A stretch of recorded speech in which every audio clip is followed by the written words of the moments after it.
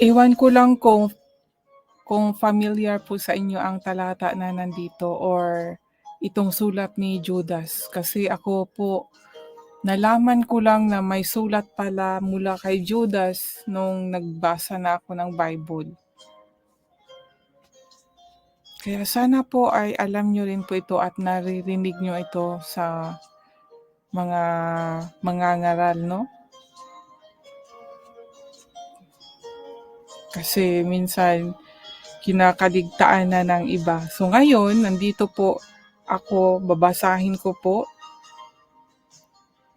na sana po sa pamagitan ng aking pagbasa ay meron po kayong maunawaan. Hopefully, the Holy Spirit magbigay sa ating lahat ng kaunawaan para malaman po natin. Lalo na at inulit na naman ni Judas ang tungkol po sa mga huwad at sinungaling na guro. So ngayon po, umpisahan ko na pong basahin. Ito ay isang chapter lang po ito, no, dito. Mula unang versikulo hanggang 25. Mula kay Judas na alipin ni Hesukristo at kapatid ni Santiago.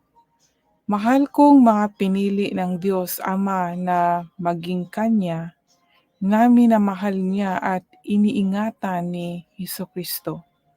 Suma sa inyo nawa ang higit pang awa, kapayapaan at pag-ibig mula sa Diyos.